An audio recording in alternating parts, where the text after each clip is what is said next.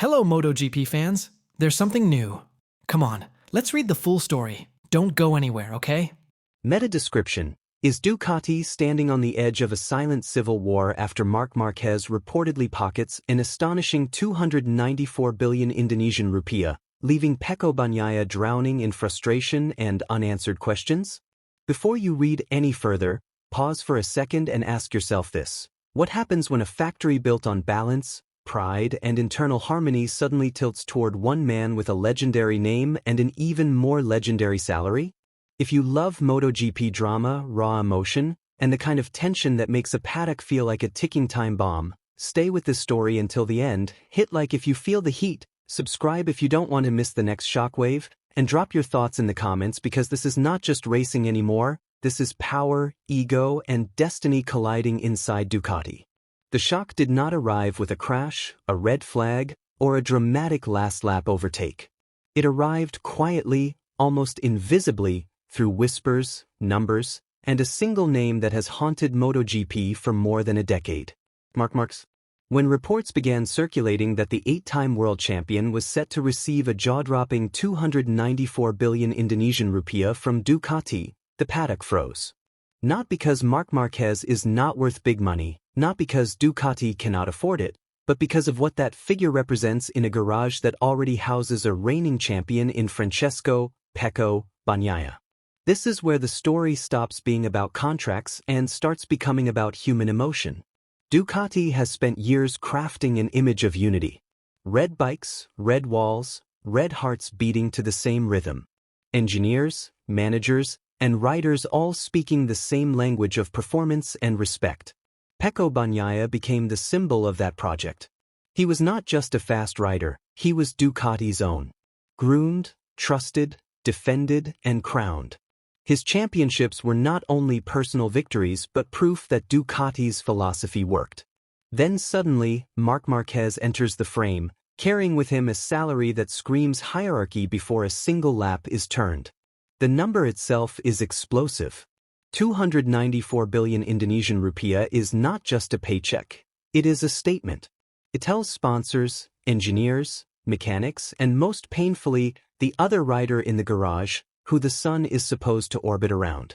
Even if Ducati never officially confirms such a figure, the rumor alone is enough to create cracks. In elite motorsport, perception can hurt just as much as reality. Pecco Bagnaia does not need someone to say he is now number 2. The silence, the side glances, the headlines do that for him. Imagine being a world champion, walking into your own garage, and feeling that the air has changed. Nothing is openly hostile. No one says anything wrong. Yet every camera seems to linger a little longer on the new arrival. Every microphone is pushed toward Marc.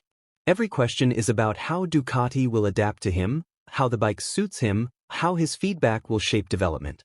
Where does that leave the man who delivered titles when Ducati needed them the most? This is not jealousy in a childish sense. This is professional survival.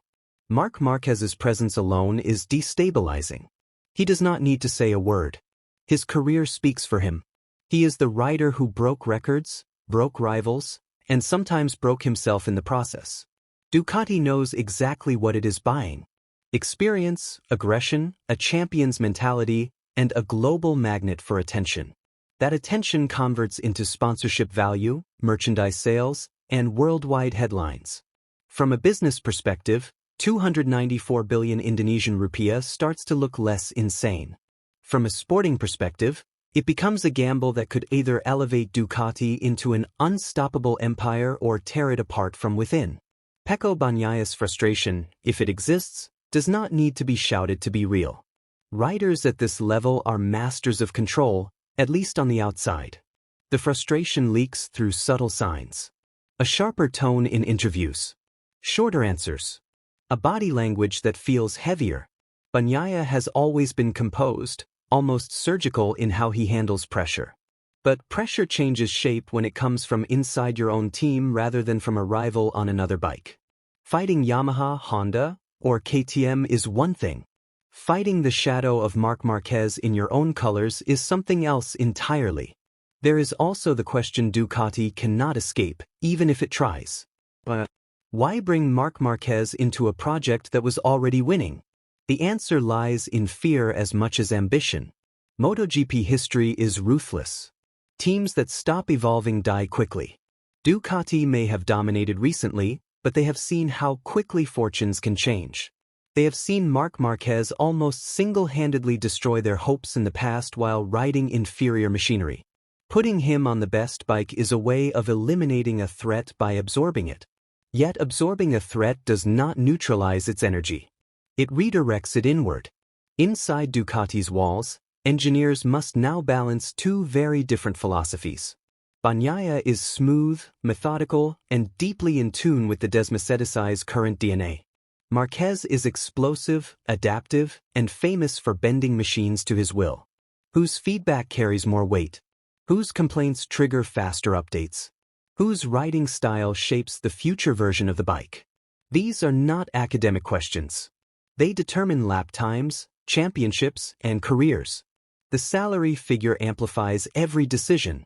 When one rider is reportedly paid 294 billion Indonesian rupiah, every technical choice can be interpreted as favoritism, even if it is not.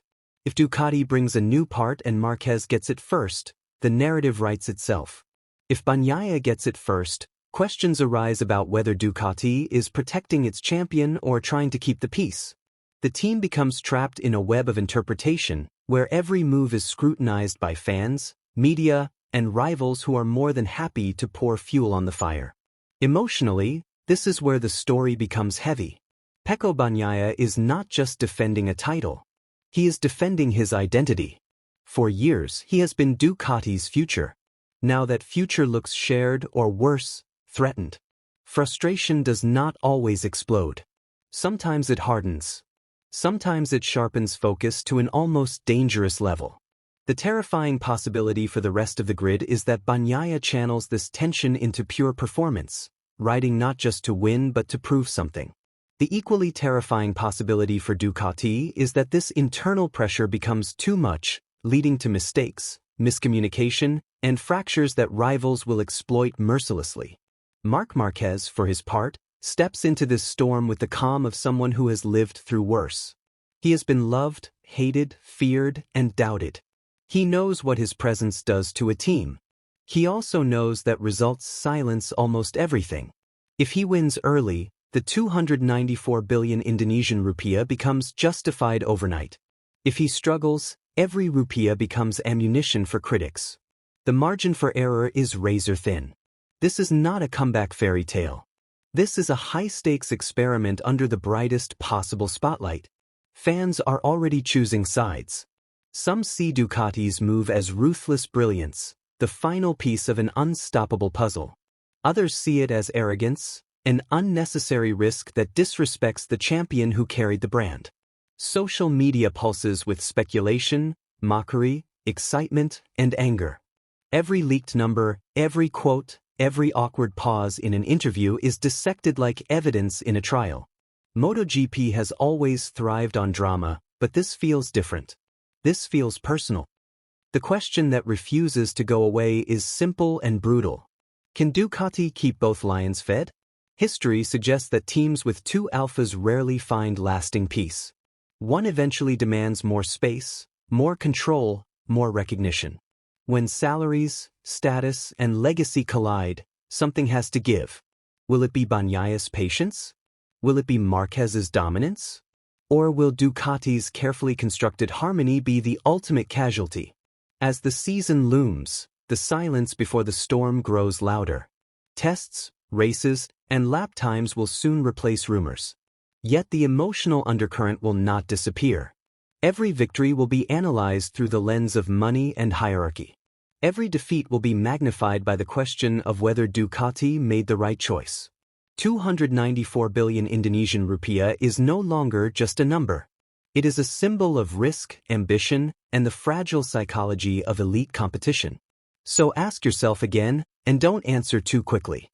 Did Ducati just secure its future, or did it plant the seeds of internal chaos by putting Marc Marquez on a golden pedestal while Pecco Bagnaia watches, frustrated and silent?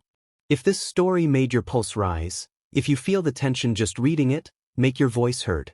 Like this story if you believe Ducati is playing with fire, subscribe if you want to follow every twist of this unfolding saga, and comment below with one simple answer. In the end, will Ducati win everything or lose itself?